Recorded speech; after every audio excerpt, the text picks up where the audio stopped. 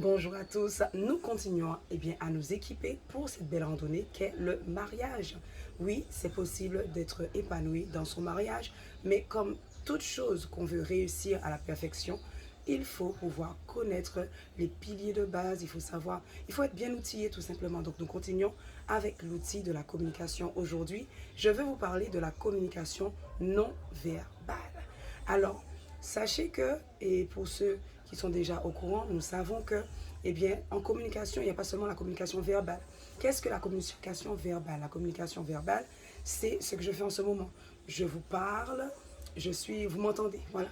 La communication non verbale, c'est communiquer une information, mais sans parler, sans parler, sans locution, on va dire ça comme ça. Donc, par exemple, on peut communiquer un message simplement par le regard. Par le regard, on peut communiquer un message par notre faciès, par le visage. On peut communiquer un message dans notre comportement, par des bruits, par des...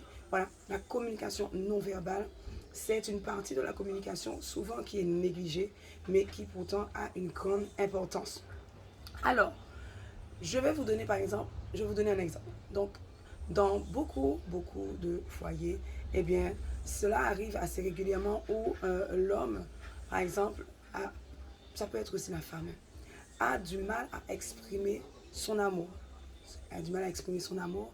Et quand il l'exprime, il va l'exprimer d'une façon un peu sèche, d'une façon un peu, on a l'impression qu'il y a une distance, d'une façon un peu agacée. Donc ça veut dire que oui, la personne peut dire, le mari peut dire je t'aime, l'épouse peut dire je t'aime, mais si derrière il y a une communication non verbale qui dit le contraire, par exemple on est en train de communiquer, on essaye vraiment de passer un message, à cause de la communication non verbale, souvent, ça va arriver que, eh bien, souvent on ne comprend pas à quel moment ça s'est passé, mais à cause de faciès qui a changé, à cause d'une grimace, à cause d'un nerf, tout de suite, quelque chose qui est bien dit, quelque chose peut-être qui est pour le bien de l'autre ou qui est le bien du couple, quelque chose qui à la base était beau, partait bien, peut tout de suite changer de direction et aller dans la mauvaise direction en raison du langage non verbal. Il faut savoir que il y a des études qui ont été menées concernant le langage non verbal et la plupart des gens, des êtres humains, retiennent plus le langage non verbal que le langage verbal. Ça veut dire que là, par exemple, quand je suis en train de parler, beaucoup de personnes retiennent, on va dire, une partie. Donc ça veut dire qu'ils vont retenir, allez, peut-être 30%, je n'ai plus les chiffres en tête, mais à peu près 30% de mon non, de mon verbal, donc de ce que je dis, mais ils vont retenir facilement 80% de mon non-verbal. Ça veut dire que si moi je vous communique, même si ce que je dis peut être bon, peut être instructif, si j'ai une mauvaise mine, si j'ai l'air agacé, si je le fais en donnant l'impression que ça m'embête de le faire, même si ce que je dis est instructif et important, ça ne va pas passer et vous n'allez pas continuer non plus à me regarder ni à m'écouter. Donc, c'est exactement le même principe dans le couple. C'est vraiment le même principe. La communication non verbale a une grande importance. Donc, c'est vraiment important que chacun dans le couple puisse travailler sa communication non verbale. Le sourire, même si on vient d'une famille, parce que chacun vient avec ses valises, dans le mariage.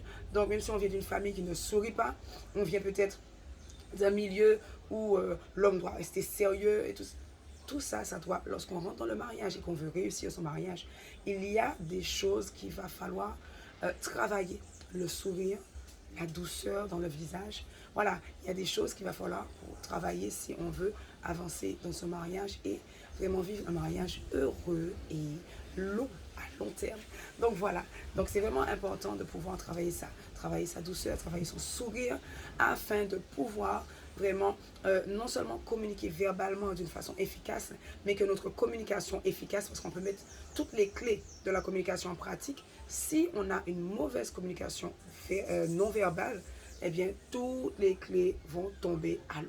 Donc on aura beau avoir la meilleure allocution, la meilleure stratégie, on va dire, de communication, la meilleure manière de parler avec un langage non verbal, avec une expression de visage, une expression des yeux, qui ne correspond pas à ce qu'on a envie de passer comme message, eh bien, le message ne passera pas ou il passera mal par le filtre que va créer ce faciès non-verbal. Voilà.